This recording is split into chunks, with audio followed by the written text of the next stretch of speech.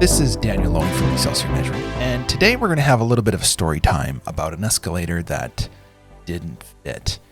And it's a great story. I'm going to make it fun, and we're going to have some lies and some truths, just like the construction industry's full of, with a little bit of assumptions and everything else, and a quick twist and turn.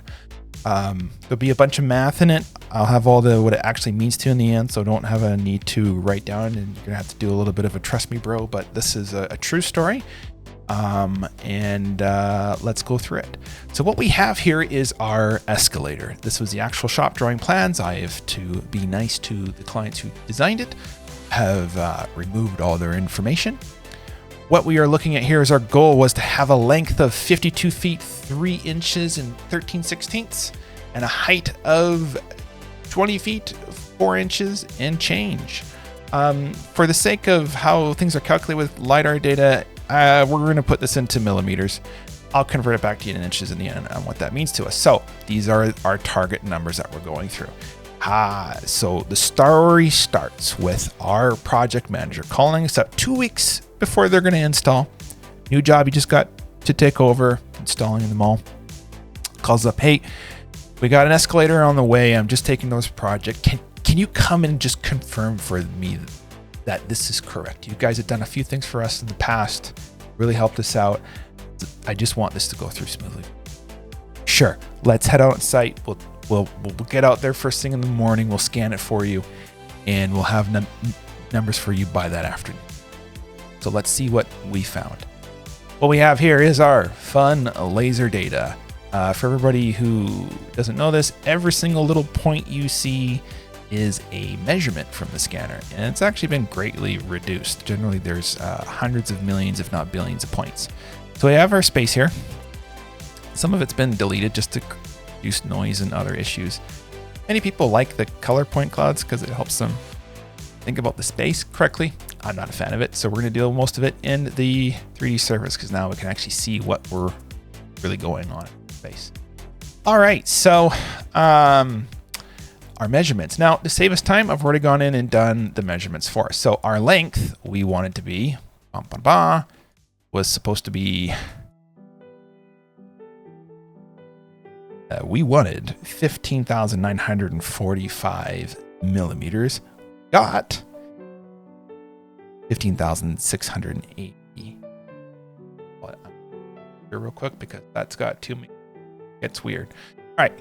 So essentially what we're looking at is a change here of 262 millimeters, or if I break out my calculator, we're looking at 262 at about, what was it, 25.4 millimeters per inch. You're looking at about 10 inches we're off by. Not great. You have an escalator coming in 2 weeks. It's already built. They're just shipping it. Our other measurement, we already got a problem, but let's see what what else happened here. Height. Our target height number was 6 meters, 210 millimeters. And yeah, no, we're actually 6 meters, 165. And to be clear, we picked the proper integration points, and they are different between lengths and heights. We can go over that. So what we are able to do now is have this space. We know exactly what's wrong. And there was many other things too, like the hole up top wasn't big enough. I'm going to open up the crop here so we can see more of what was actually going on. Over this over so we can get into our space and really look at it. By using this, we were able to work with our teams to find out what needed to be moved, where we can move it, and what made the most sense. Right? Because we now have an escalator coming that is too long and too tall for the actual hole we have. And what that ended up being actually too long and too short. So with the consultants in hand, they came up with the great plan. Okay, we're going to move this box along to fit our spec.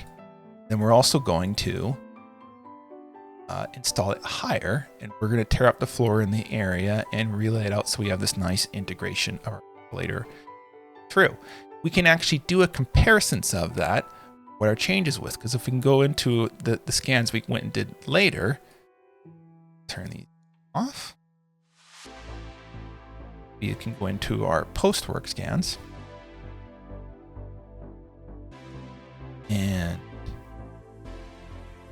we can see that, okay, our pit has been altered. It's cleaned out. Go up to the top here. We say, okay, can't do much about the height, but our integration points have changed. So let's have a look here again. We're going to go to our PDF.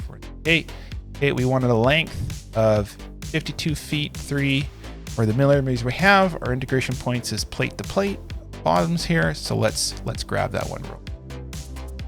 Here to my trusty system measurement, find the edge of that plate, grab it, grab anywhere, any point is accurate to about a millimeter.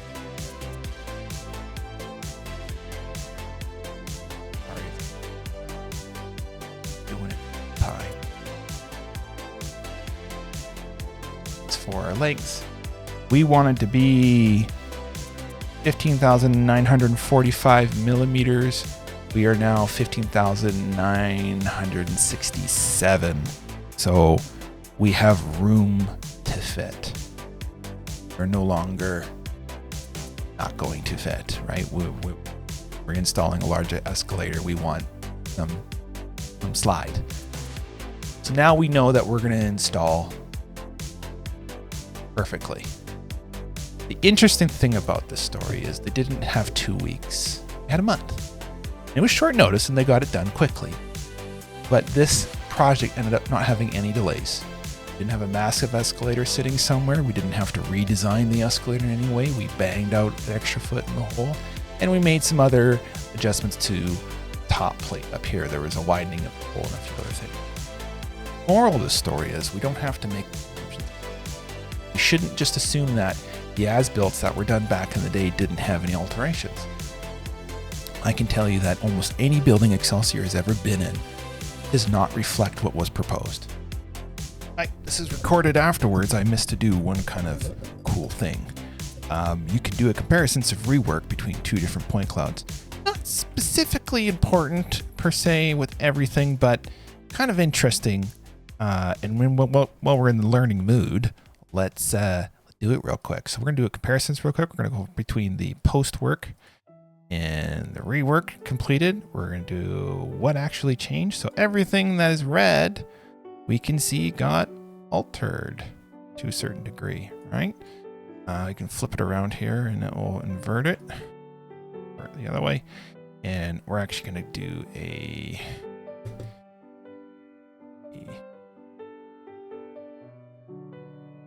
centimeter deviation. So we can now see that, hey, we chopped out our pit and moved it forward. That's represented by the red here and the blue here. Changed. And we run up to the top here. We can see that, we've moved a lot of material here now that it's blue, or we can invert it and just shows it the other way around. Red shows that there's the changes in that. This is more helpful when you're trying to detect deviations in floors and other things like that. Or progress on work for if you're trying to remove stuff or what's going on. We can also do the comparisons against models for instance, like an elevator shaft. You can put the proposed amount and it'll give you the deviations on it, kind of like how this exterior wall here is moved. So I just threw that in the end there. Hope you found this very informative and take care.